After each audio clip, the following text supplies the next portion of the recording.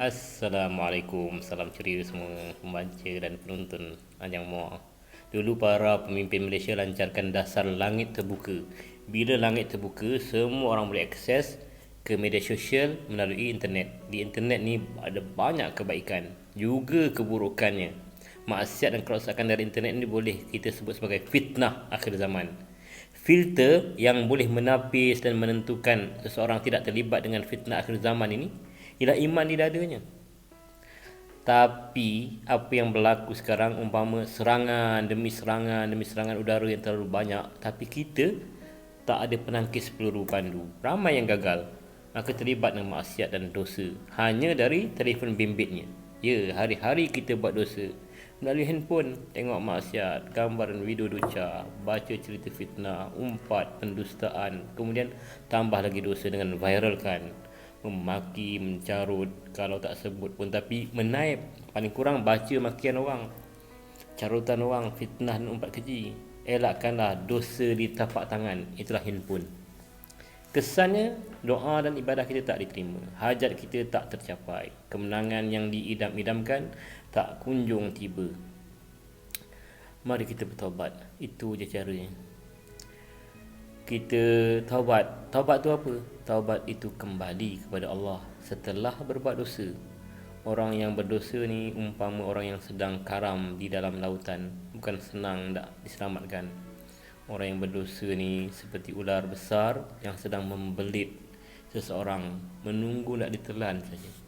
Orang yang berdosa ni laksana singa yang galak yang hendak menerkam, bukan senang nak lepaskan diri dari cengkamannya. Orang yang berdosa ni, tuan-tuan puan sekalian, seperti seorang yang sedang dipeluk oleh seseorang yang bodoh, seluruh badannya penuh dengan kudis, nanah dan darahnya sedang mengalir dengan ulat-ulatnya yang menjijikkan, baunya terlalu busuk, hanyir, meloyakan, tekak dibuatnya. Semua kita kena rasakan begini. Rasa amat bahayanya kedudukan kita, rasa tidak selamatnya kita, rasa ngeri seperti serangan binatang buas tadi, rasa diri ini jijik dan meloyakan, baru datang rasa ingin kembali kepada Allah.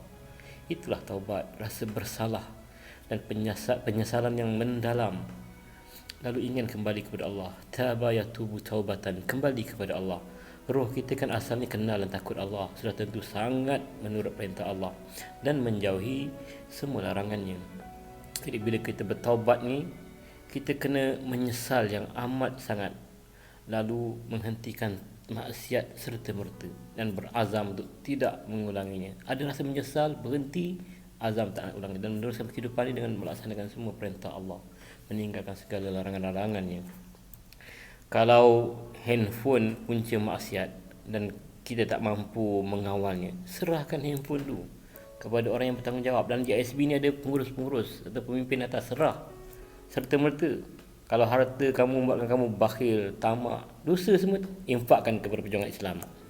Kalau suami atau pemimpin tempat kita buruk sangka, mulai hari ni, sekarang ni full stop, sangka baiklah. Begitulah seterusnya. Kalau ingin bertaubat, itulah caranya. Umpama seorang yang telah jatuh di dalam gerabak LRT di rel, terbabas dari landasan, kena dinaikkan semula, bersihkan luka-lukanya, diberi rawatan, lalu teruskan perjalanan. Atau terjatuh dalam longkang yang kotor, busuk dan menjijikkan, kenalah dinaikkan, dimandi, dibersihkan, lalu boleh meneruskan perjalanan terusnya menuju Tuhan. Itulah taubat, perumpamaan tentang taubat. Semua orang nak berjaya kena bertaubat.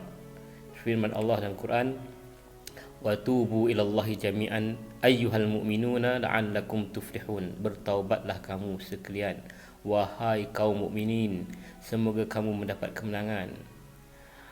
Bumi mana yang tak ditimpa hujan, semua orang bersalah. Sebab kita ni manusia ni sentiasa lupa, lalai. Apabila buat dosa, Allah minta kita mengaku salah dan meminta ampun, bukan selamba je tak rasa bersalah. Lebih-lebih lagi membuka aib orang, mengatakan salah orang lain lagi besar, kenapa tak cakap salah daging orang lain lagi besar lagi. Dan menyalah-nyalahkan orang lain atas apa yang berlaku. Itu bukan watak seorang hamba. Demi kejayaan yang kita idam-idamkan, marilah kita bertaubat sungguh-sungguh. Janganlah buat dosa lagi. Kalau buat dosa dalam perjuangan terhijab bantuan, Allah sekat kita akan berhadapan dengan dua kehinaan. Yang pertama kemurkaan Allah, yang kedua kekalahan. Sudahlah kalah dengan musuh lahir, musuh-musuh. Allah murka lagi masuk neraka. Nauzubillah min zalik. Hendak ke kita yang telah bersusah payah berjuang bertahun-tahun tapi akhirnya masuk neraka? Mampukah kita? Ampun ya Allah, kita tak mampu.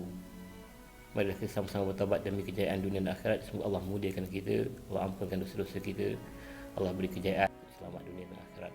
Wallahu a'lam.